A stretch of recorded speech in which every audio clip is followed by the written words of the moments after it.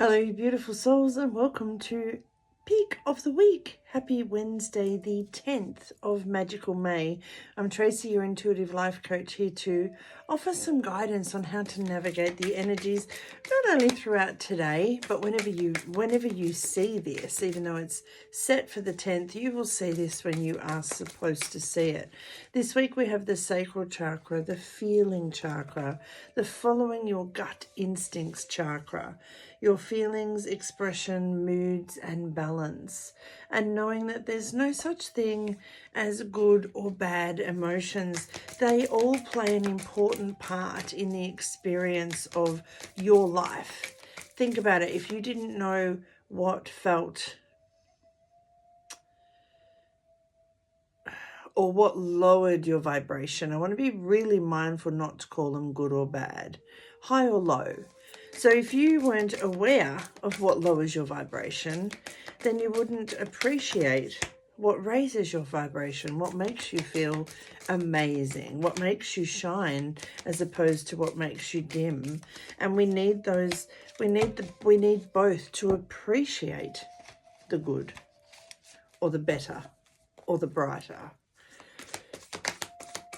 So this week it was about dipping into the well of your emotions, respecting that you are a spiritual being who signed up to have a human being experience. Now, that doesn't mean that nothing affects us. Of course it does. But it's about allowing yourself to sit in the emotion of what you're feeling, to really discover why you're feeling it. What is it trying to show you? What is it trying to teach you? And then moving forward. I love these cards. I've gone with the Whispers of the Ocean today. Water for me, often for a lot of spiritual light workers, I guess, often represents emotions. So for me, I thought, well, let's dive really deep into the well of our emotions. Let's not muck around with streams or lakes or rivers. Let's go straight to the ocean. Let's dive deep into the ocean of our emotions and see where we're at. Let's go with this one first. Love where you are. Use your sensitivity to know when to act. Now, how you feel about something, your emotions and how you feel about something will also tell you whether to move forward or pull back. Connect your heart to your head when determining what you would like. How often do we do this? How often do we actually get our heart and mind combined? Not very often. We will often follow our heart even though our head is telling us not to. We will often follow our head even though our heart is saying it wants to. But when you can get them both on board, you are unstoppable. And sometimes getting them both on board simply means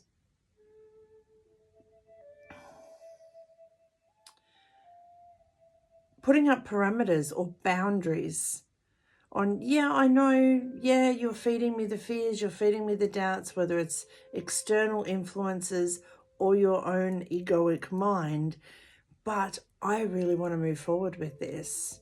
So jump on, let's go for this ride together. And this is where you have to set up those parameters or those boundaries. Access your relationships and determine how they are aligned with your goals. So love where you are as you strive for more, but don't let any relationships, including the one with yourself and your mind, hold you back. Setting boundaries requires an honest evaluation of all of your present relationships. So which ones are holding you back and which ones are backing you to move forward? And set up the boundaries. Now, that doesn't mean actually you're telling me that I can't do this, so I'm never going to speak to you again. This just means thank you for your opinion. I'll take it on board and doing what feels right for you. Being insightful and established Ground and rebalance your energy. Bring awareness into the now rather than allowing it to occupy the past or the future. So as you are doing this, as you are loving where you are being right here, right now. And that was one of the messages that came through last week. Your presence is the best present you can gift anyone, including yourself. So love where you are. Feel into where you are now. And as you're striving forward towards your goals, don't think about the past mistakes or failures. They are purely lessons that taught you how to do something different or how to course correct, if you will. They've given you the insight to establish a new path forward. And lastly, face your fears. Look for ways to strengthen your connection to the universe and others. Stay peaceful and calm in the knowing of who you are. Know who you are. Love where you are. And know that as you are striving towards your goals, of course the past is going to sneak in. Of course the unknown is going to sneak in. But by staying where you are, it allows you to set up those boundaries.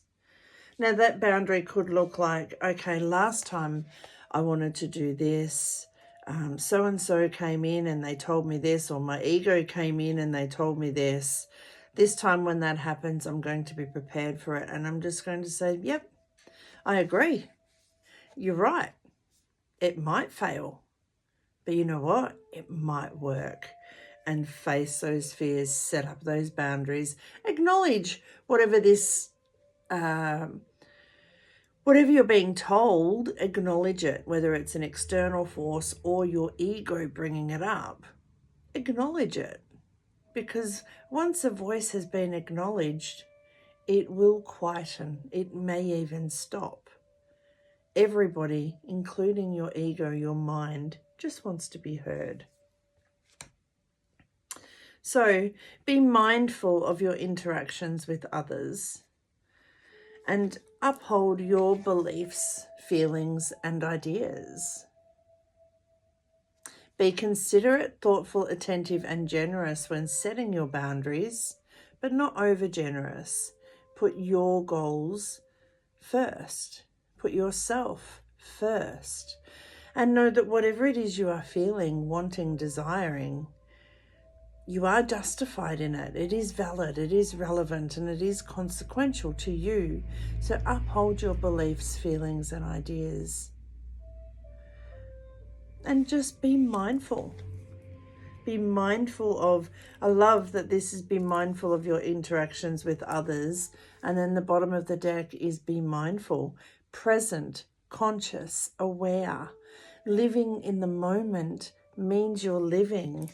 Living in the moment means you're living. So don't get stuck in the past. It will breed depression. Don't get too far ahead into the future. It will breed anxiety. Be where you are, okay? Know who you are. Love where you are.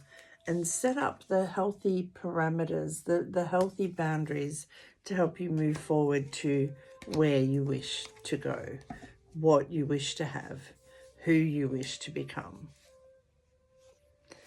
I really love that. Have an amazing peak of the week.